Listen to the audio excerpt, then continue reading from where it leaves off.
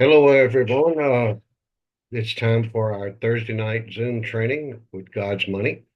And I want to thank everybody for showing up tonight that was able to make it. Hope everybody's warm and cozy with all the cold weather we've had. And hope everyone that you know and love has been safe. Uh, First of all, we'll start with our little disclaimer before we start our class tonight. I am a wealth strategist. I am not a financial advisor. I teach wealth strategies through gold, silver, platinum, palladium, and real estate. If you need financial advice, we recommend that you reach out to your financial specialist, or if you need tax advice surrounding the collectibles or numismatic or bullion type precious metals, please see a tax specialist for that. All right. Now, with that said, see, I say it a little bit different every time, but I get the generalities all. Tonight, we're going to complete our session that we started last week on uh, on our collectible coins. Now, I'm going to ask each one of y'all. I'm going to do a little bit of a round table, and I think I'll start with Eve. That's what you get for being last, Eve. So I'm calling you out. Tell us one thing that you can remember about the class last week. Oh shoot. I think it was about what was it? The population? Is that what it's Population. called? Yeah. Right. Okay. Good. Good. So that something stuck, and that's my intent. That's what I'm trying to do is get something to stick. And the more you go through this, and the more that you repeat it, the more of it will stick, and the more you will learn. So great job. All right. So Kathleen, you're next. What did you remember about last week? Now, it can't be the same as Eve. Is there something that stuck out with you last week that you could remember about our training?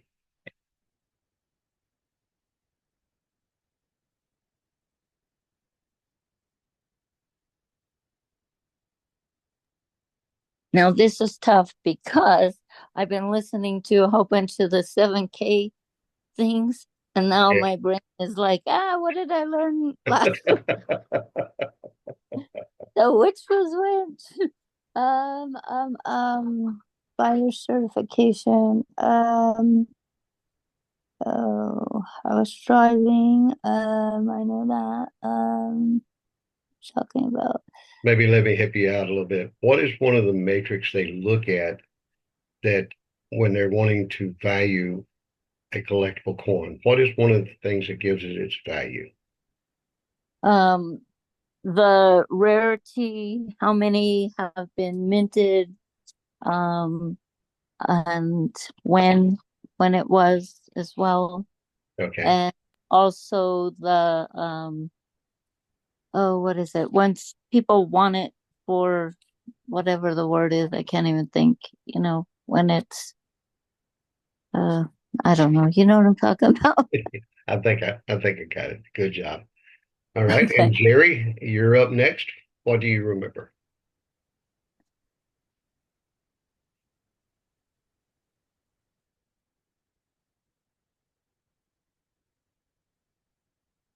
You got on mute, Jerry. Yeah, I forgot. I don't know if it was during the recording, but it may be in the question and answer, but we talked about the MS and the PS Right. difference in that. That was, yeah, that was what I picked up on the most, because the most of it, it was a great refresher course too, because, if you've seen that and been collecting for, try to pick up on all that, but those little details like that, that's what I picked up on the most. Okay. Yeah. Great. And no, I'm not supposed to repeat Eves, but yes, the population, it was a good reminder for the population. Correct. Correct. And one thing about the population is the fact that they may not meet all that is under the contract. They could go back later and completely fill the rest of that contract. For example, if they were under contract to do 500, they did 250 of them. with the approval of the person that ordered the minting, they could go back and do the other 250. However, at the end of it, when that 500 is fulfilled, international law says that those plates and stamps must be destroyed. They've got to be broken. Okay. So that's to guarantee. They use a fancy word, but you hear it thrown out a lot in when they're talking about governments, but that guarantees the sovereignty of that coin. Okay. That means that it's going to be absolute within itself, that nothing else is going to corrupt it. There's it's such a beautiful word. A lot of people don't quite wrap their mind around the true definition of the word sovereignty. We're a sovereign nation. That means that we stand on our own merit. Uh, there's no outside influences that can change us or move us. We're sovereign. Uh, we're private. It means all of those things. And when they talk about the sovereignty of those coins, that means that those coins are private. That's a private collection. That's as many as there'll ever be. It's like their family. No outsiders can come out and change it or do anything. That's why they destroy the mints. It makes them sovereign. Pretty cool, right? All right. Let's go ahead, I guess, and get started. In these last three little lessons, toward the end, we will get to see Miles Standish. I was a very blessed person that I got to know Miles and got to visit with him on several occasions. Uh, had dinner with him a few times, and I got to just sit there and just bask in his knowledge. Uh, if y'all know me, and Jerry's known me for quite a few years, I'm not shy and I talk a lot, right? I'm a verbal thinker. I think verbally. But when I was around Miles Standish, I would catch myself just sitting there, just absorbing everything he said, to the point that I remember one time in particular when we were in Idaho Falls, Idaho, and he came into the cafeteria and he sat down beside uh, Bob, and it was Bob and Pamela and Kim and I, and he was talking with us, and he pulled out a fake coin, a fake silver eagle from China, threw it on the table. Bob and I could not tell the difference. We didn't know it wasn't real.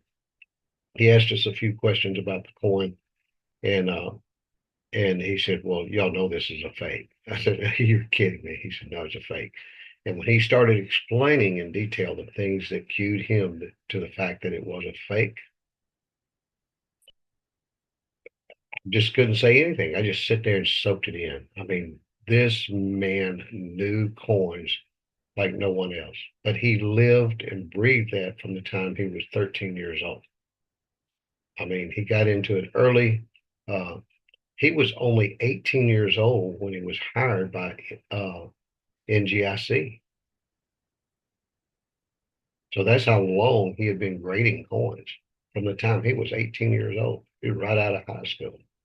That was unusual. Okay. So listen to what he says. Let's see if I can reduce a little bit and we will get this show on the road.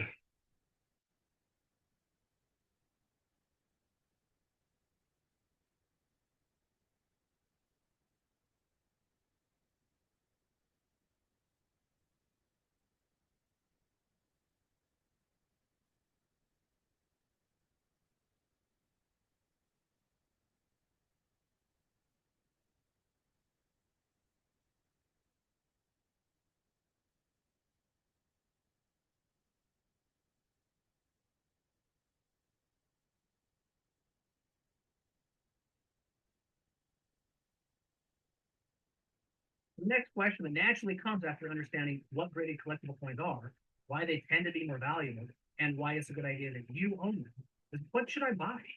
Okay, this is really important. You just got notes on this next section. To understand what you can buy, first, we're going to look at several things. Your birthday, super important. Then we're going to see what spirit animal you might be.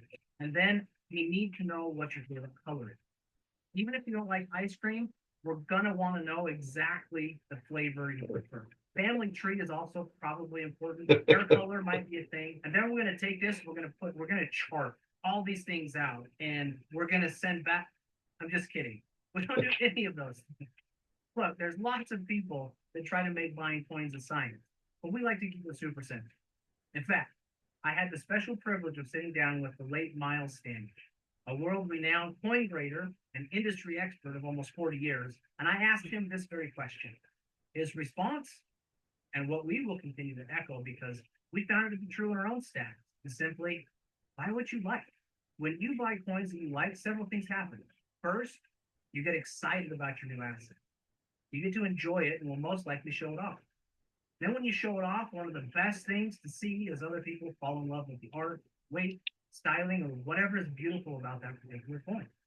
Another thing that happens is that when you go to sell it, which we all know that selling assets usually is only a good strategy when you need it, you're going to think twice enough. Personally, as I go through my collection today, I can pick very few coins that I would want to let go of. They become like part of the family. My kids would actually be really angry with me if I sold many of their coins because they fall in love with them too. Now, the other thing that happens when you buy coins that you like is if you need to sell them, there are likely going to be other buyers in the market who will like similar coins. Dealing with so many types, themes, styles of coins, I get to see firsthand the wildly different reactions of thousands and thousands of members between the different coins we offer. One thing that is evidently clear is that not everyone likes every coin, but there are always other people who like the same coin as you. As we wrap up here, before I let you listen to the conversation with Miles Standish, where he gives us some more insights for the next piece, let's look at the difference in strategy between buying gold and silver bars, round, bullion, versus graded collectible coins. Many have the argument that if the monetary system crashes, the graded coins won't be worth as much to me as they'd be less useful than bars, rounds, and bullion. That may be true, but even with a collectible, you would still have the gold or silver content it carries for emergency trade or barter. It's not the most efficient way for that to happen, but it's still a safety net. Here is something else to consider. In every decade in the last 100 years, there have been times when people thought the world would end, or at least there would be a massive catastrophe that would leave them scrambling. For the major market crash in the 20s, the Great Depression and World Wars in the 30s and into the 40s, the 50s carried fear of nuclear bombings around the world, 60s were met with more wars and major world change moving off the gold standard, the late 70s into the 80s with high inflation, to offset the new unfettered printing and more fears of nukes falling from the sky at any minute. The end of the 90s were met with the world ending at the start of the year 2000 with Y2K. More market crashes in 2008, COVID in 2020, and the Fed continued to print fiat currency into oblivion. Most of these things mentioned were centric to the United States, but we could reach worldwide and talk about the dozens of countries' currencies that have failed throughout this time, including Germany, Zimbabwe, Chile, Peru, and most recently Venezuela and Argentina. We could go back through history and look at other times when currencies have failed and people thought the world was seriously going to end as they knew it. One of the many being the Dutch economic bubble that created the tulipmania in the late 1600s. Okay, yes, that all seems really bleak, I get it. That's how lots of people are thinking today. But I need you to understand, at 7K, we carry boatloads of hope for an incredibly bright future, no matter what happens. But we also understand the importance of being prepared. That takes us back to the argument of having bars, rounds, and bullion over collectibles in an economic credit. To look at it through a slightly different lens than before, let's go back to just the 1980s. To feel like they were being prepared, many families, for fear of nukes falling from the sky at any minute, built bunkers and even underground homes. I personally know some of these families that built them, that purchased some of the houses built then. They feel like they were being prepared for the current threat, and we commend them for trying to take care of their own. What many of those families missed in preparing for the threat of the day was to look at the other threats that could happen in the future, and most of them even more likely, like retirement. Many of those people today who were prepared for the threat of that day didn't prepare for the more likely threat coming down the road. This is where we think it's very sound to look at both threats of the day and the threats that history has proven to be more likely that come naturally as time passes. Bars, rounds, and bullion are an excellent way to prepare for a major threat we're facing today in inflation. unstable world currencies, and the inevitable train wreck that comes with printing containers full of fake money. They should definitely be a part of the basket of assets. Some at your house, some in private vaults, and some in a quickly liquefiable position, such as sound money wallet, is a pretty well-rounded strategy today. Now, collectibles add a new vertical to your assets that will help you prepare for a more secure financial future if the threat of the day never actually happens. More than that, though, it will secure your legacy so that you can leave real assets to your loved ones if you ever need to sell them in retirement.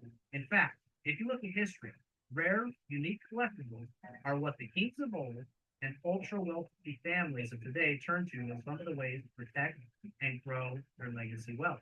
Many of the pieces of art, stamps, cars, and coins found in the collectible classes have survived lots of the threats of the day and have continued to hold an increasing value over time. At the end of the day, there is no guarantee that any asset you decide to add to your financial arsenal, be it real estate, collectibles, a business, gold or silver, stocks or bonds, or others.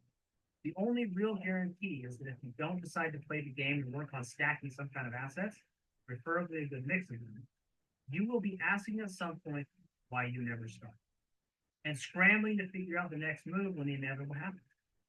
But again, one of the real reasons we love gold and silver collectibles so much is the pure creativity, rarity, uniqueness, and beauty, and most importantly, the stories that come with each piece. They are an incredible way to timestamp history and make sure it lives on long into the future. All of that said, collectible coins are just fun. What I've learned about collecting coins is that once you see and hold a coin you love, the outside value of what they might be worth starts to matter a whole lot less. Because the thought of selling it starts to hurt a whole lot.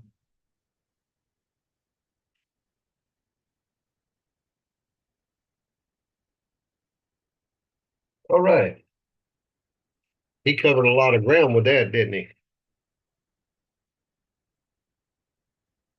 After he got through playing with us about the ice cream and your date of birth and all that other stuff, you'd be surprised. I've seen him actually give that little presentation on stage. How many people start catching on quick, and how many people really about halfway through realize it. Oh, he's playing with us. But It is, it is very comical. he is.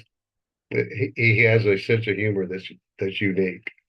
Uh, he reminds me of an uncle I used to have, Uncle Dennis. He's one of those people that could do that and do it with a straight face to where you really thought he was serious and thought it was the truth until you realized that you'd been had and that he was jerking your chain, so to speak. But yeah, he's a lot of fun. Blake's a lot of fun.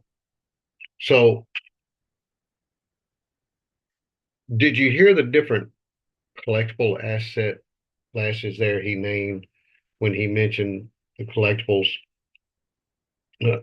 There was only one in that first group that he mentioned that I don't have, and that's stamps. Art is always a good art, fine art is always good. Now, what do I have and what does 7K have that could be fine art? Those uncut stamps. I mean, those uncut bills of threads of life. Those signed and numbered. I've got some of those. Of course, my wife being an artist, we have signed and numbered paintings of different people, not necessarily hers, but other artists. So those things are numismatics. They're collectibles. She's got her toy. She's got her car out there. It's a collectible. And then we have the 7K coins, the gold and silver. So all of those things are good to have. And like you said, a lot of people get hung up on this thing that, well, if the bottom falls out, it won't be worth as much in value as it it would be when there's not a situation like that. And that may be true, but at least you have something.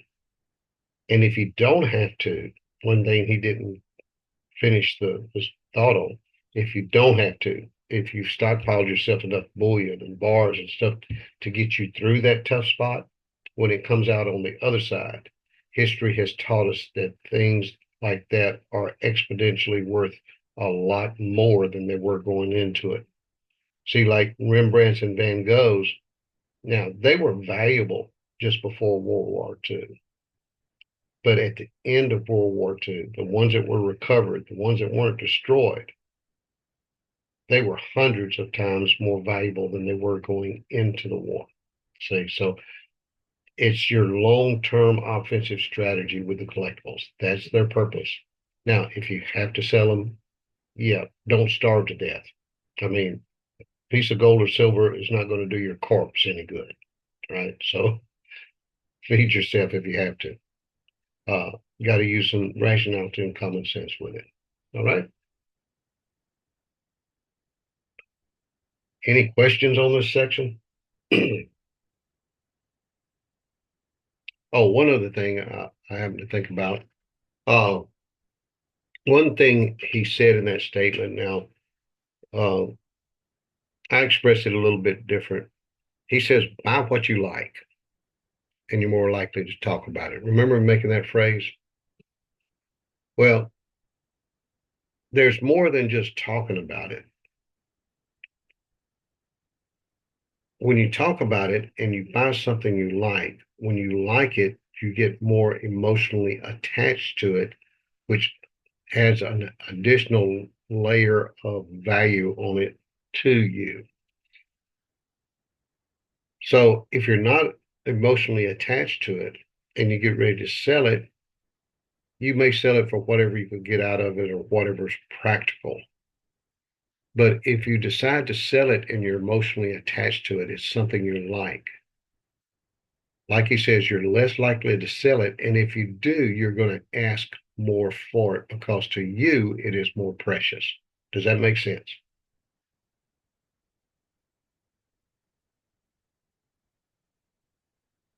I didn't receive a response. Oh, I got a thumbs up. All right, Captain.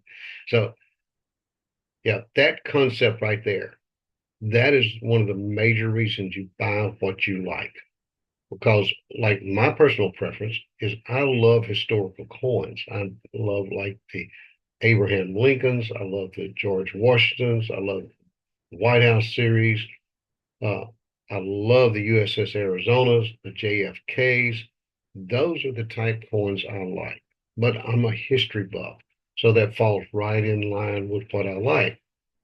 Now, as to where some younger generation may be into Spider-Man or Superman or superheroes, those type coins are things that they would like. And believe it or not, there's a world full of people that love those dot art coins. I've got quite a few of the dot arts, but the reason I bought them is not necessarily because I like them, it's because I realize that there is a market for them and a lot of people like them and the equity on them grows quick. So those are good coins. So there is so many factors and so many reasons for purchasing collectible coins. But the most important thing to say about this whole section right here is his last few statements. Do something, don't do nothing. Because if you wait too late and you haven't done something, then you're not going to be prepared. Right? All right, so let's see if we can go on to the next one.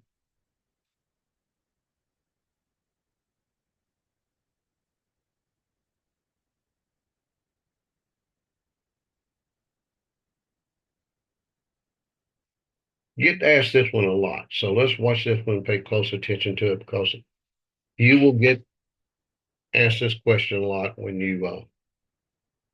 you're talking to people about collectible coins, especially their autosaver.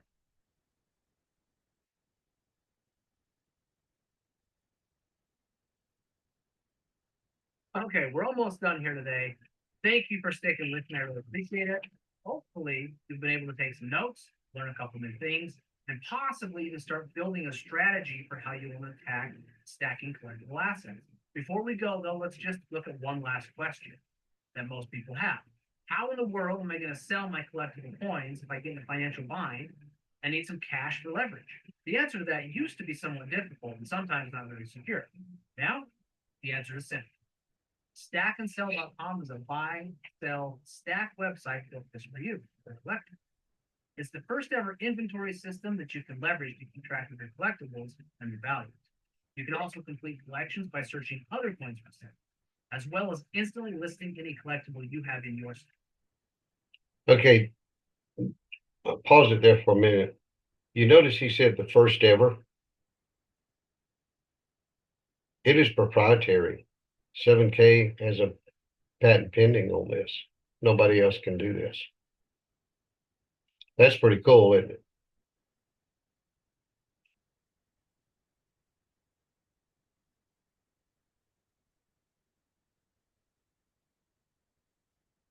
What did I do?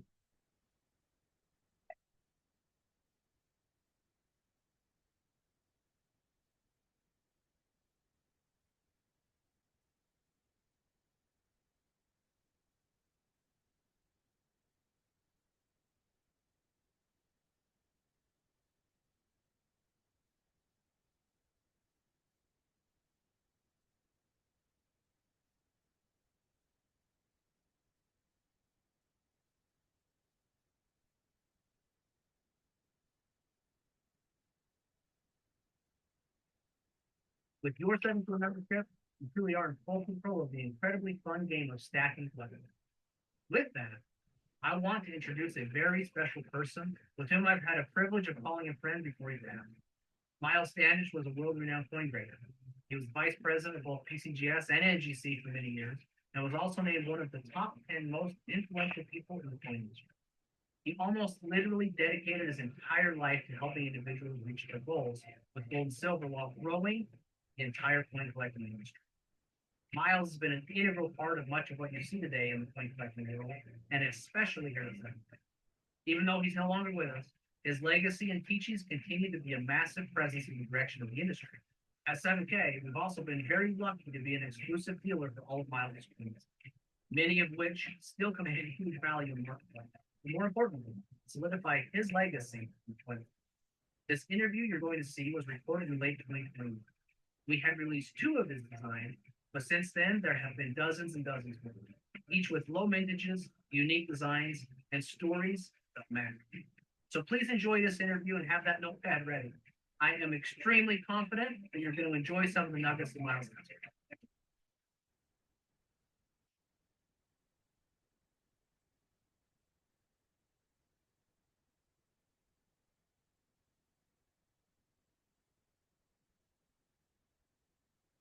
Thank you for taking the time, Miles, to sit down with us today. Most people in our company probably have heard your name attached to some coin that we've previously sold. That's probably how they know you. Right, for the Miss Liberty series. That's right, Miss Liberty series, and then you've got the White House coin also you did, and more to come. Hopefully. Okay, good. Hopefully many more. Good. So, but what they don't probably know about you are some of the background and how you actually got to the point where you were in a spot that you could design one of these coins and make it successful, and all of the knowledge and all the experience that you've gained leading up to that point. And so we want to dive into that a little bit today. At the same time, hopefully help our members understand a little bit more about who you are and about the coin grading industry, about collectibles as a whole, and hopefully give them some tidbits and things that they can do, they can take away today and hopefully add value and make their life better inside of this collectible space that we just absolutely love here at 7K. It's one of the most fun things that we get to do in our business, is the collectible coins. So that being said, you have had a long journey inside of the collectible coin space and others, right? But I'd like to know how you got started. Why in the world are you in the coin industry, and how did that start? Well, collecting started for me at a very young age. It was simply taking the interest of pulling coins out of the chain that had value. And that is, if I saw a quarter that was worth multiple times the face of a quarter, I thought that was easy pickings. Especially in the mid-70s, silver hadn't taken its run yet, but there was value to those pre-64 silver dimes and quarters and half dollars, and even wheat cents, where I originally started with. Later on, I used lawn mowing money to even grow that part of what I was doing, to be able to buy more coins, to go through more coins from the bank. My mom would take me to different banks, around the city that I lived in, and be able to sort through those rolls. So that's really where coin collecting started, based on the perception of not necessarily buying for quality or collecting for quality, but basically treasure hunting. That's really what I was doing. If you look back on it, it was really just treasure hunting. A Lincoln cent was worth 2 cents instead of a penny. A dime was worth multiples of its face value because it was a pre-64 silver dime, and quarters and half dollars the same way. So I think I was more interested maybe in treasure hunting than coin collecting when it first started. People called it coin collecting, but it was treasure hunting. Right. And I think that's really where I got my start there. And that was really the building of my base of bullion with those silver dimes, quarters, and halves. And then later on, as I produced more money with a lawn mowing business, I started buying. Okay, quiz time. What percentage is the pre-1964 quarters, nickels, and dimes? I meant quarters, 50-cent pieces and dimes. Is it 90? 90, yes. 90% or greater. Gold coins. And because I had a real feverish gold fever of not just having silver, but having gold. So that was the original sound money plan for me, was based on those two ways of collecting it, was either find it in change or purchasing it outright. I love it. Yeah. I love it. Now, you told me a story once about. Okay, before he starts into the next story, how many in this class has took the time to watch, and it's on our Telegram page, Bob Reed's lesson on constitutional gold and silver? Yeah, I was on that Zoom. You were on the Zoom, okay. Eve and Kathleen, if you haven't, scroll back up through time and find it. It is posted on our Zoom, on our Telegram page. It is a very good lesson on constitutional gold and silver. That is your pre-1964 50-cent piece, quarter, and dime, and also any of the other high percentage of silver legal tender coins, referred to as constitutional silver simply because under the Constitution of the United States, it gives us the right to, as a nation, to mint gold and silver currency, or gold and silver money, not currency, gold and silver money. Okay. I was also on that Zoom, but I should go back and watch it again. Yes, it's a very, very good lesson.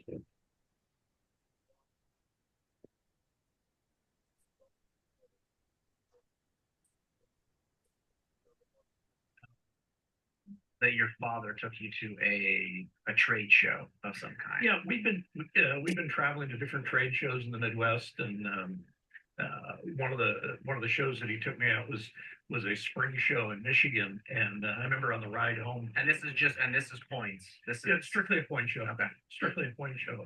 And this is probably about 1981, 82. I remember it well. Yeah. 82. Yeah, okay. Good year. Yeah, good year. Okay, it's a good year. 82 is a good year. And I remember on the ride home, I'm probably 16, 17 years old. And my dad says, do you know what you want to do someday? And I said, well, I'll tell you what, when I was at that coin show today, I met a young man that was working behind the ANA's table for coin grading at the time. And I said, I think I'd like to work with him. I think I'd like to work in a grading service, grading coins. And he thought that was great that I had that kind of vision right now, and got to know each other better. I graduated from high school, and the ANA had sent me a letter that they wanted to interview me at the trade show in Florida in January, and they offered me a job. And February 1st, 1984, I went to work with that young man that I had met in 1982, Rick Montgomery, and Rick actually picked me up at the airport with all my worldly possessions, and I was working for the ANA, and later we worked at PCGS together, and for the last 5 years we've worked at NGC together. That's awesome. I love that. Yeah. The power of intention is real. It's a real story. That's a real story. That's cool. So 36 years. Yep. 36 years that you have been in some way dealing with, mostly looking at coins. Exactly. Right. That's just professionally. This doesn't include my childhood. Right. So, in the last 36 years working at, the independent grading service, grading the coins, that's all I've done.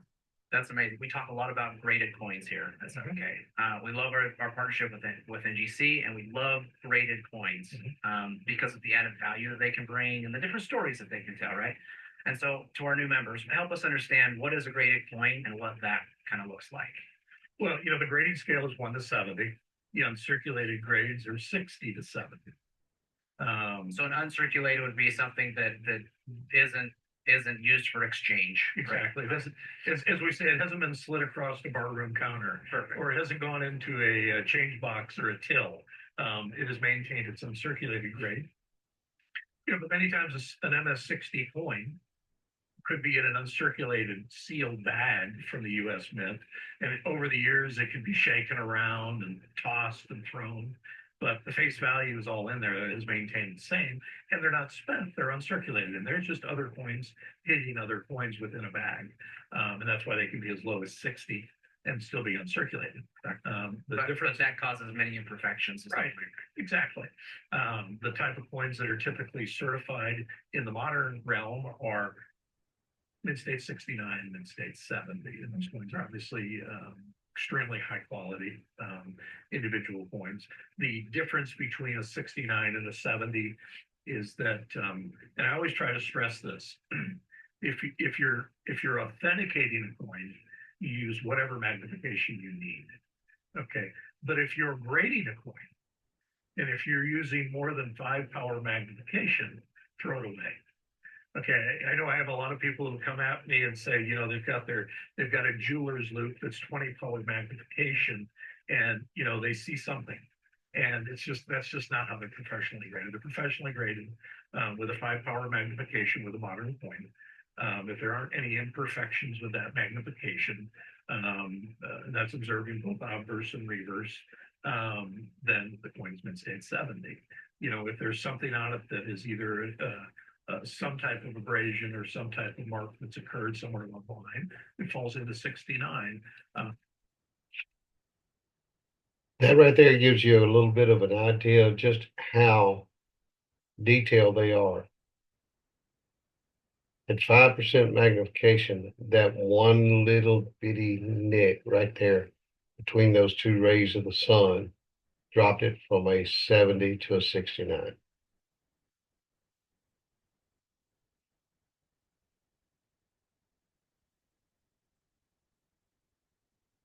It's kind of hard to describe the difference between a 69 and 70 without showing it to you, but it just has a little bit more than the 69 that's distracting to the eye.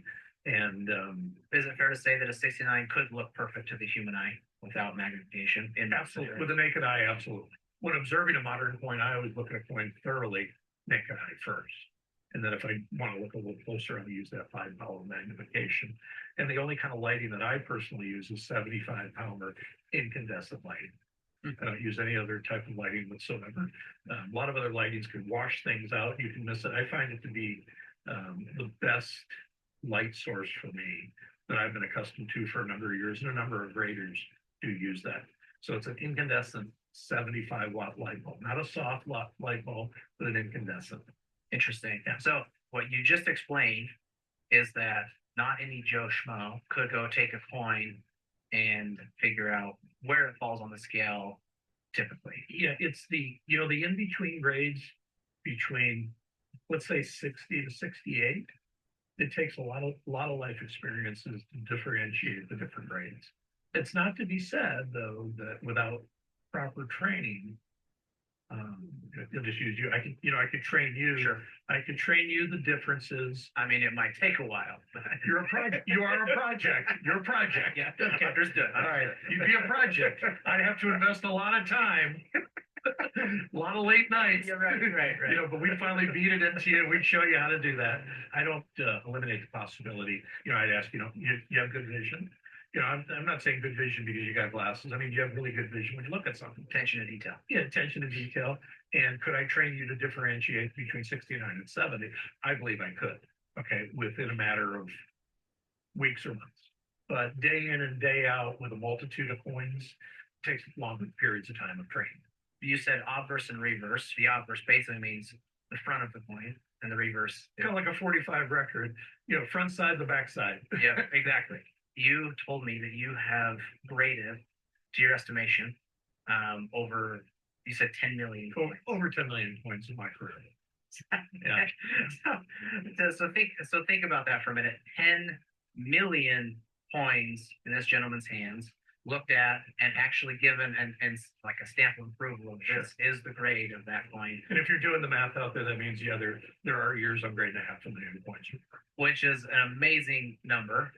Inside of that, you've probably graded tons of modern coins and tons of historical coins.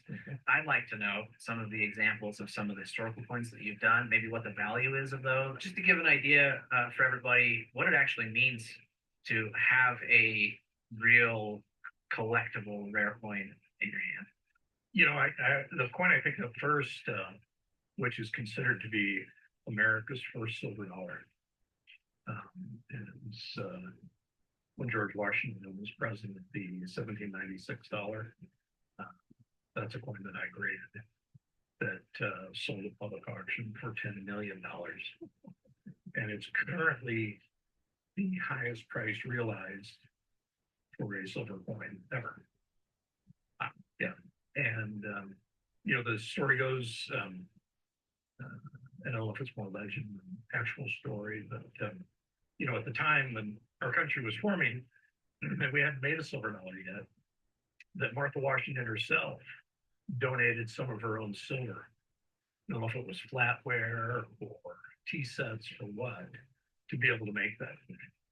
And, I know the first time I ever got to hold that, there's almost an emotion there, what you're holding. And that coin is considered possibly the first coin struck. It's in the highest condition that there ever has been for that coin in 66 grade. But that is, fabulous coin, fabulous story.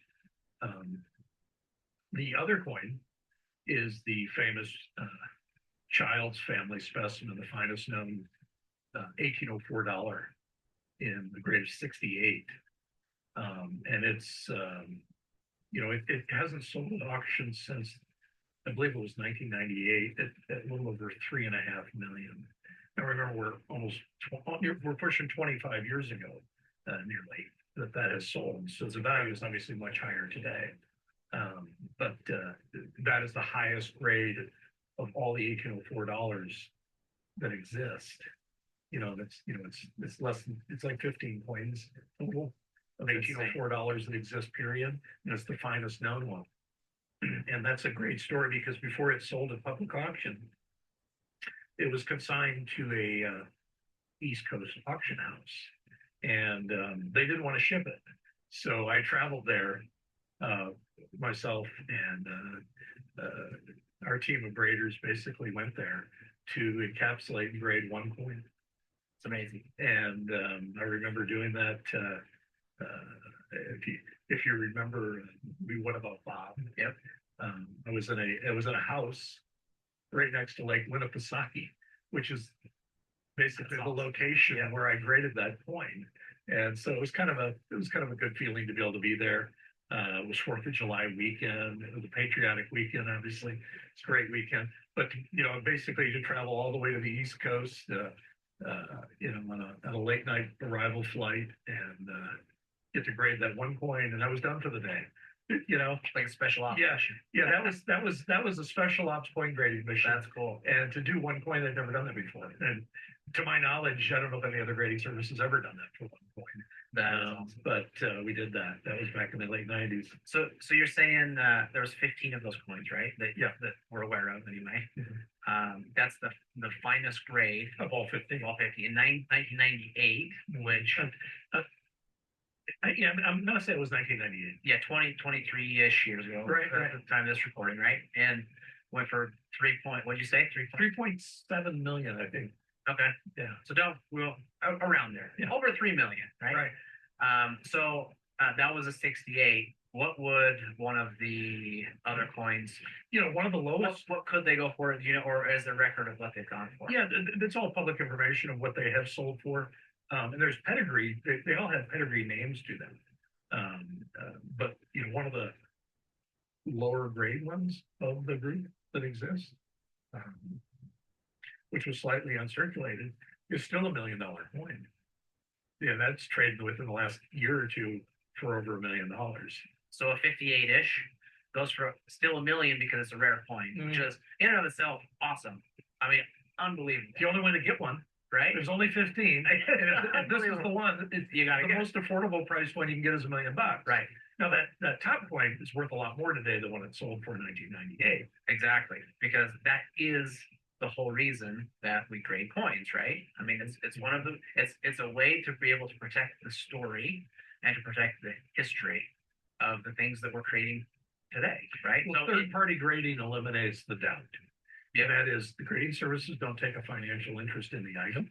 They just deliver the information of what the item is, and then they certify it. That's the difference. And that's the important part of grading, which then obviously, you know, certification is added value. And that's why people collect certified coins, because they know what it is. They know that if they buy it from this dealer here to over here, it's still the same grade. It's just a matter of price. Yeah. But the real technical part has been eliminated by us, the grading service. Most people would say, no, we grade vintage coins. That's what we do. That's why, like, there's a market for that, and and there's a reason to go grade those because they already have value as a collectible. Right. To move into this space of grading modern coins, brand new coins that are struck right out of the mint, that there's a little bit of pioneering that had to happen there, I would think. I mean, that's not a natural transition probably for any. It's a little bit nerve-wracking. Is there going to be a market for it? Will people buy it? Is there real value in the end? Like, some of those questions had to come up, didn't they? Well, they did. You know, it's easy to be a naysayer. It's easy just to say no. But to me, it's harder to say yes. Teddy Roosevelt, the man in the arena, right? Yeah, exactly. It's easier to say no. And I think you have to really observe, what is our job? Our job is an independent grading service. We don't buy and sell coins. We don't collect coins. We don't have any financial interest in the coins. We have one job: grade all the coins. So to me, in the beginning stages, in the early '80s of grading coins, the reason that I was always so proactive is I believe in just those statements. Our job is to grade all the coins. And that doesn't mean that there's a cutoff period of time and, you know, 1964, and that's really graded stuff before that. No, it is anything that a U.S. or world mint makes with a legal denomination, you know, monetized coin. That is our job, to grade those coins. And I always stuck with that. And I always, you know, fought harder for that and was very vocal about that. And you know what, just ignored the no and went with the yes, and let's do this. And you know, I never surrendered that. I love it. And those small things add up, right? And I know you probably don't attribute a lot of what the success of the Silver Eagle program, greatest Silver Eagle program is today, on you specifically, but I don't have to, because people tell me. Yeah, you know, I was gonna say, I'm like, it's easier. You know, it's easy to pat yourself on the back. Yeah, when we say, but the hardest thing to get is what other people tell you, and the word is out. yeah, I get screaming applause for it because, you know, you fought for the little thing. Well, there's a dealer that once told me that, uh, the treasure hunting of being a coin dealer is very difficult. But if there's demand for something for people that they want to own, the modern coins that basically started after, from 1982 to date, when those coins, that's more treasure hunting available for a dealer. Yep. And this was a vintage dealer telling me this, and he says, I made my life working and buying and selling vintage coins, but because the depletion was happening in front of me, I had to change my business model a little bit. And, the profits and dealing with customers, only is enhanced because I've done that. So I'm glad that you brought it about. Yeah, love it, love it. So when we say Miles Standish, a pioneer of the modern coin grading world, that like it's real. You were in the trenches. You were fighting hard for what is today the modern coin grading world. And by the way, we attribute a lot of our business, like we hang our hat in a lot of ways on what that is today, right? Trying to get it going, right, and get interest and figuring out the gold and silver world. By the way, even before that, because one of the things that happens is a lot of the people watching today have never bought gold and silver before. This is their first foray into gold and silver, and that's kind of that's the pride we take in saying, hey, that's for little guys too. There's a lot of barriers to entry, like we talked about earlier, in different ways. Give us some tactical ways, maybe, of like, not what to buy, but maybe like how we should think about building a collection. Well, I use my experience. Okay, this part's going to get, let me stop here for just a second. This part's going to get kind of important right here. He just asked the question that I get asked over and over, what to buy, okay? And how should I approach buying? So let's listen to what Miles has to say. In this information, beyond buying what you like. But, over the years, I've seen a lot of coins come to auction or come up for sale. And they usually come up two different ways in each of those type of mediums of sale. One, complete sets, or individual grade coins. There's kind of two ways to collect. You can be a set builder, or you can buy just individual greatness or great things. I think with the products of coins that you can buy from 7K, you can kind of do both. There's a lot of set building opportunities, which the marketplace loves to be able to buy sets complete. We've all been trained to build sets, like with the state quarter boards or the original Blue Whitman albums where we push the coins in the holes. That's set building right there. And there's lots of other Americana things. Gas stations used to have set building, and once you got the card filled up, you got a discount on gasoline, or S&H green stamps when you got the book full. Yep. You got some kind of purchase value of something. Yep. But people like set building, and that's kind of an American entrenched thing of collecting is buying one of each one that they made of something of every year. So I kind of tell people, because of the 7K products that they can do, they should kind of do both, because it's bared well in the past, and I feel like it'll bear well in the future. And that is that completeness of sets. And then you have also individual coins that you can choose from that you feel like are things that you like, and you like the story, and you like the sizzle of them. And you've got that opportunity to buy both. And I would say that to continue that way. You don't necessarily buy everything, but you buy what you like in there too. But that set building and the individual collecting, I think, is probably going to be the win-win in the long run. Love it. No, it's great. All right, so with what he just said, who could give me an example of a set of coins versus the individual coin?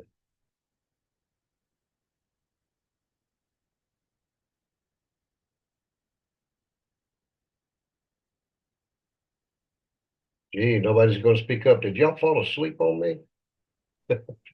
Well, it's like just a coin. It really won't really matter to most people. But if you see the whole set, like even with, like he mentioned, the the different state ones that, just regular people were collecting, you know, you just might be spending a quarter without even looking at it. But if you're looking for to build a set, and then you're actually looking at them, you're saving them, and then if you wanted to sell them, that's more appealing to somebody to get a whole set of something than just a little coin. They to them it may have no value. Right. And another way to look at it, Kathleen, is this. I'll give you a couple examples of the coins, a couple of coins that I have, are sets. The USS Arizona, Mm-hmm. that is a set, all three coins. But my Michelangelo's King David, there's only one coin because there's only one Michelangelo's King David. There's not several of them. See, so Right. that's the difference between a set and an individual. Right. That may have a series of them, like the state animal coins. There's going to be 50 of them in that set. Mm-hmm. But if I'm getting a Scottish noble, that's one of the coins that's from the Isle of Man. They're only allowed to do, I think it's 1,200 every other year. So it may take a long time to get us, say, a 10-year set or something like that on that. So those So make right there, that would make it more valuable because they have to wait over that time. right. So you stop and think about it, to get a 5 coin set, it would take you 10 years. Right. So, the time on those would make a difference. So, yeah, there's a lot of different ways to look at it, like you say, and there is basically just kind of two categories, either the sets or the individual coins. Okay. Right. Nice. And we see that, we see that in the program that we were trying to build here is like you said, there's an avenue for all of it, right? There's an avenue for whatever type of collecting you want to get into or want to do. We're offering that today. And so inside of our autosaver, there's a couple different ways there where you can set build, right? Mm-hmm. And by the way, there's some coins in those sets that tend to fall in the other category sometimes too, right? Where someone may not be able to get the whole 50 set. Doesn't mean they shouldn't try for any of them. Right? That's the real question, right? Exactly. Because inside of that set, there's inevitably some of those coins will end up having more value on an individual basis. Yeah, we won't know where Okay, catch what he's saying. And a lot of people have asked me that question. Well, what if I can't get a whole set? Well, there's a couple of things you can do. You can go to your stack and sell and put it on a watch list if you want to complete a set. Kim and I just did that with the state animal. We were very close to having an additional set, but we were short 3 coins. We put it on the watch list on Stack and Sell. Then when it came available, we got the notification from Stack and Sell that were available. And I think we may have actually, passed over a couple of offers because they were wanting too much. But eventually we did get the complete set. So we completed the other set. So that is a fantastic tool and a great segue to what we have that the rest of the world doesn't have in our stack and sell abilities. pressure lies until later on when, a multitude of the states are out. It'll know which ones gain the value because of. Oh, yeah. And what he's alluding to here is like, don't not get them because you never know which one of that set may have high value. See, there's 50 coins in the state animal coins, right? And say the Opelousas is not worth as much as that Montana butterfly. Who was to expect that Montana butterfly would just go astronomical on value like it did? And we were just blessed enough to get one of those and wasn't expecting it. So all 50 coins are not valued at the same value just because they're state animal coins. Some may cost more than others or sell for more than others. And like he's saying there, you won't know until the set's almost complete or completed. Either pressure demand from design or sizzle or vintage be different on each one. Yep. Awesome. Love it. No, that's fantastic advice. Let's talk about CIT. So first of all, why 7K? And second of all, why CIT? Well, I mean, I just felt that the relationship was growing enough where I thought it would enhance what you're doing. I thought it would be successful. And from my perspective of business, if I can hand things to people that are what I feel are going to be successful, have a real high percentage shot of being successful, that'll only open the door to us doing a multitude of things. But I believed in what 7K was doing, and I knew that it could also deliver the success that I felt the product offers. And that's, it's really, ultimately you've got to take a flyer. All right. And I didn't think I was taking a high risk flyer. I just thought it would be like, it's the perfect product. It's got the right story. It's got the right sizzle. There's no competition. And you saw the passion early on from our members, right? Yeah, well, the members, it's one of the things that captivates me is because the members feel the way they do about what they're doing being a member of 7K. But ultimately, I just had that feeling that it was good for everybody, and it was a win-win for everybody. And if it's a win-win for everybody, you just take a shot and you do it. And it paid off. It worked. Everybody loved it, and it built something that I think we're going to grow on for many years to come.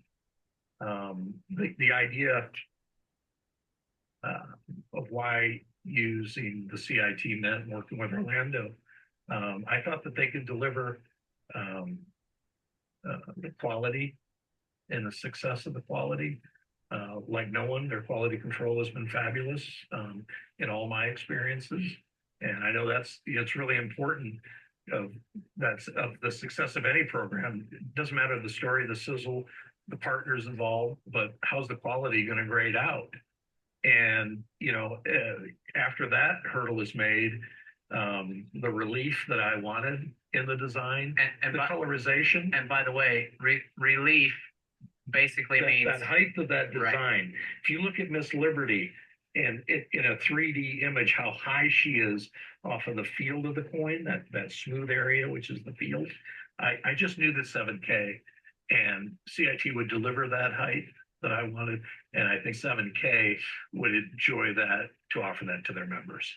Awesome. Love it. And by the way, there have been many members who have been in the world of gold and silver and collectibles for a lot of years before joining 7K, and many have commented that there has not been a more beautiful coin made than, and I've heard it on both coins, the Miss Liberty and the White House.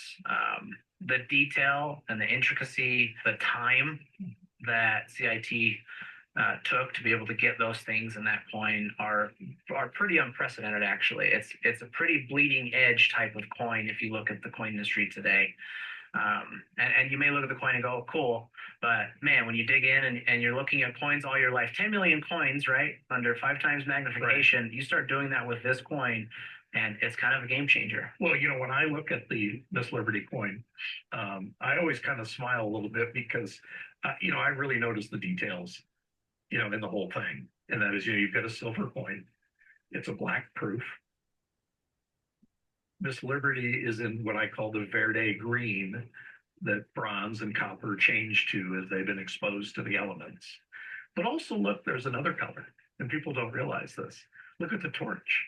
I call it the third color applied on the coin. Even the torch has that glowing yellow flame of Miss Liberty, and or light bulb, I should say. But it's almost like it's inflamed. Yeah. But the detail, that was beyond what I thought CIT could do. I will say that.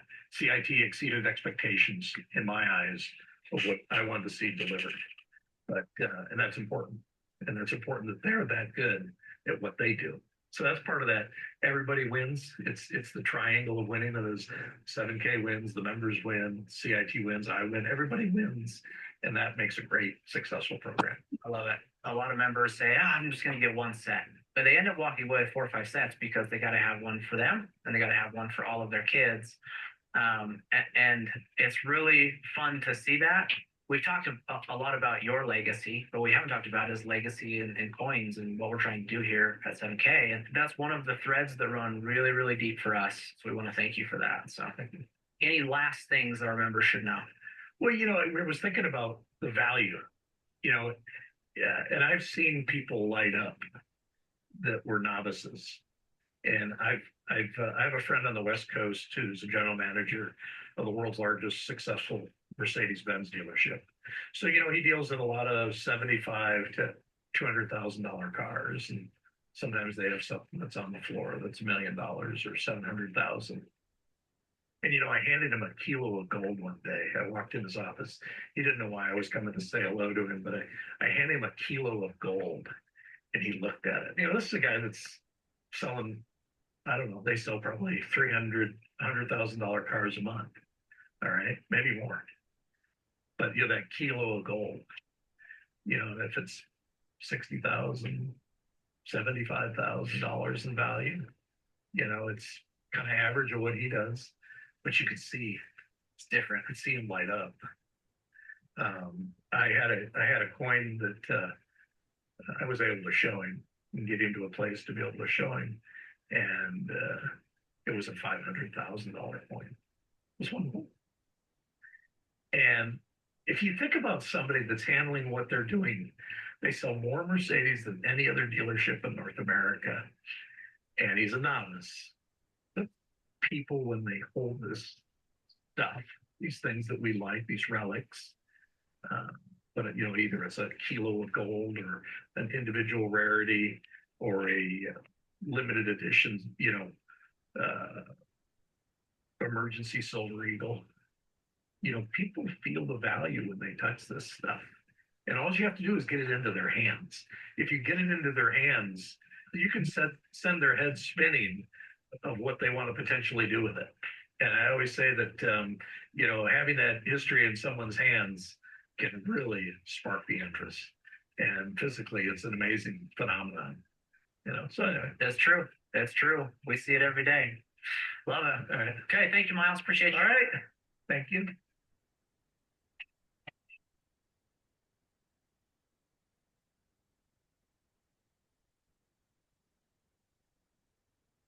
All righty. I think that's going to wrap our lesson for tonight. I'm going to stop the recording and then we will go into a little quick question and answer. We actually it took a lot longer than I thought tonight. We went about 25 minutes over. So, great call.